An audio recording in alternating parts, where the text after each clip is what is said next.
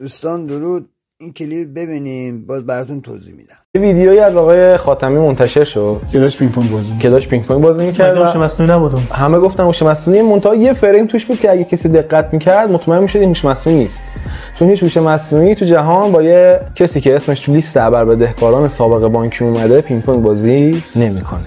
باعث شد که ما یه مثلا به ذهنمون برسه که آقا بریم ببینیم که اصلا سهم اصلاح طلبات توی بانکداری خصوصی کشور چقدره. تا اونجایی که ما خوندیم فقط فکت این بود که آقا حاکمیت ما رو آدم حساب نمیکنه، ما سهمی در حاکمیت نداریم و بحثای این تیپ. گفتیم با این حرفا که چیزی در نمیاد، رفتیم سراغ عدد و رقم و فکت. تا که رفتیم سراغ عدد و رقم و فکت فهمیدیم که یا خدا چه خبره اینجا. کلی بانک داریم که مستقیم و غیر مستقیم با واسطه و بی واسطه با افرادی اداره میشه که طیف سیاسی اصلاحاتن. بسم الله الرحمن الرحیم. اقتصاد نوین بانکیه که هیئت مدیرش آقای عبده تبریزی بوده، رئیس هیئت مدیره اولین رئیسش، و اصلا که ایشون یار غار آقای آخوندی ان و به نوعی یکی از مثلا تئوریسین‌های اقتصادی اصلاحات. دومین بانک گردشگری متعلق به آقای مهدی جهانگیری، برادر جهانگیری معاون اول. بانک پاسارگاد ارتباط نزدیک با جریان کارگزاران. حالا کاش فقط بانک‌ها بود، همه از خیریه انتظار دارن که یه سری کار مثلا خیر انجام بده، پول و اینا پخش کنه و این داستانا. یهو می‌بینی که این شرکت مین یه هواپیمایی بزرگ تو کشوره و یه شرکت خودروسازی بزرگ تو کشور.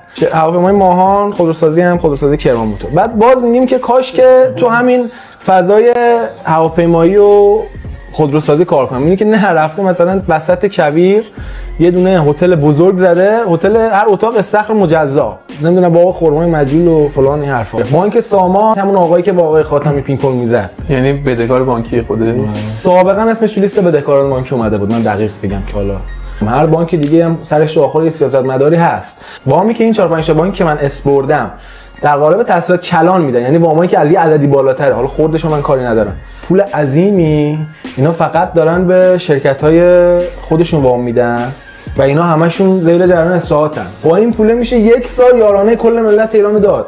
من برسم به همون سوال اول بحثم، اقتصاد مملکت با همه این تورماش دست بانک‌های خصوصیه. الفساد اقتصاد ایران بانک‌های خصوصی هستند. بانک‌های خصوصی دست کیاست؟ تا اینجا که ما در آوردیم دست اصلاح طلباست. دوستان 30 سال عمر خودمون رو دادیم دست این اصلاح طلبا، دارن خون ما رو تو شیشه میکنن، نوش جان میکنن. اگه بازم شک داری، باور نداری، پیج من رو دنبال کن، یه لایک هم بکن، اطلاعات بیشتر میگیرین که این اصلاح طلبا چه بلایی سر مملکت ما آوردن و در چه کار میکنن.